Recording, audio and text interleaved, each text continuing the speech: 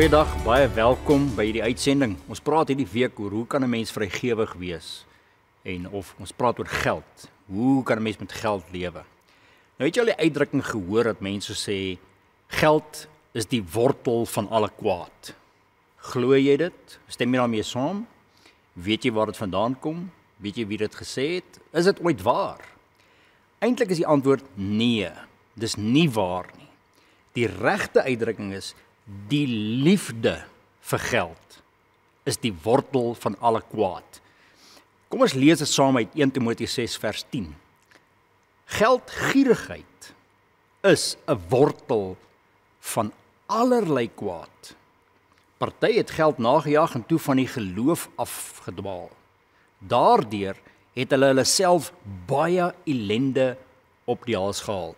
So, wie het dit gesê? Dit was Paulus. Nou hy skryf vir Timoteus en dan gee hom 'n paar riglyne oor geld. En ons kan baie daaruit leer. Belangrik om te weet, Paulus sê nie geld is sleg nie. En dis dikwels wat mense glo, geld is die wortel van alle kwaad. Dit is nie waar nie en dis nie wat Paulus sê nie, dis nie wat die skrif leer nie. Wat beteken dit dan nou? Beteken dit ons mag nie ambisie hê nie, want ons mag nie lief wees vir geld nie? Beteken dit jy mag nie nou hard werk en geld maak nie, jy mag nie entrepreneur wees nie, jy mag nie met jou kennis en vernuf woeker en geld maak nie? Soek God dan eintlik net arme mense? Dis die vraag wat na ons toe kom as ons hierdie woorde hoor. Die liefde vir geld is die wortel van alle kwaad. Sien, dit gaan eintlik oor twee woorde. Liefde en die wortel. Wat is liefde? Die Bybel vertaal dit met geldgierigheid. En geldgierigheid is wanneer jy toelaat dat daar 'n wortel in jou is wat jou dryf, soos liefde wat jou dryf. En die skrif leer vir ons, as jy toelaat dat daai wortel van geldgierigheid in jou posvat, dan verander goede. Dan gaan jy bereid wees om jou waardes eenkant toe te stoot, sodat jy geld kan maak. Jy gaan dalk bereid wees om vriendskappe te verongeluk, sodat jy 'n wins kan maak. Jy gaan dalk bereid wees om Bybelse beginsels te veronagsaam, om te, soos wat die Afrikaners nou sê, te skor. Paulus sê, dan kan geld jou baas word. Sien, Paulus leer vir ons, geld is nie goed of sleg nie, geld is gereedskap. Geld is iets waarmee jy goeders kan doen. En as jy dit het, dan kan jy meer doen, as jy dit nie het nie, kan jy minder doen. Maar hy leer ons, jy moenie alles prys gee om dit te bekom nie. Dis nie wat God wil hê nie. God wil hê jy met jou geld gebruik en jy moet die baas van jou geld wees. Nou daar's 'n baie bekende storie wat miskien het jy dit al gehoor en ek wil dit nou vandag net weer op die kaarte sit so te sê. Daar was 'n ryk man wat in ons era geleef het. Sy naam was John D. Rockefeller, bekend as een van die rykste mense in die wêreld. En eendag het 'n joernalis hom gevra, hoeveel geld is genoeg? En toe antwoord hy hierdie sinsnede wat almal nou vandag ken en hy sê, $1 more. Met ander woorde in Afrikaans, nog net R1 meer, dan het ek genoeg. En dis die vraag wat ons vandag moet vra. Wanneer het ek genoeg?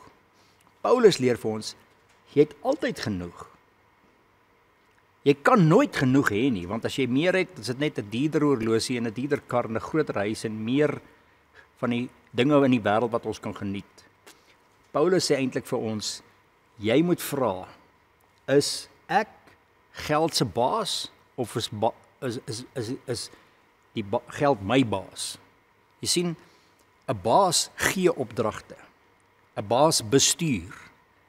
Maar iemand wat 'n baas het, hy word gedryf deur opdragte. En wanneer geld jou beheer, dan word jy gedryf deur die geld se storie.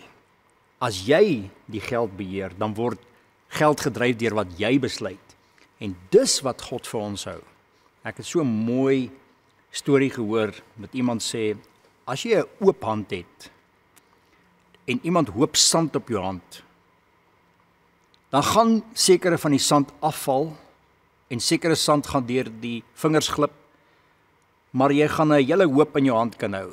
Maar as jy sand toevat in jou hand, dan kan jy omtrent net 10% hou van wat jy kan hou met 'n oop hand. En dis wat Paulus ons wil leer. Jy moet geld besit. Geld moet nie jou besit nie. En as hy sê, gierigheid is die wortel van alle kwaad, dan sê hy, moenie dat geld en die drang na geld jou dryf nie. Jy moet in beheer wees. Kom ons bid saam. Hemelvader, dankie dat ons in hierdie wêreld die voorregte kan hê en geld kan hê en geld kan verdien om in hierdie wêreld te lewe. Maar ons vra vandag u wysheid en u guns en u leiding, net soos wat Paulus vir Timoteus geleer het, dat ons ook sal leer hoe om dit wat in ons hand is te kan bestuur soos wat u wil hê. Amen.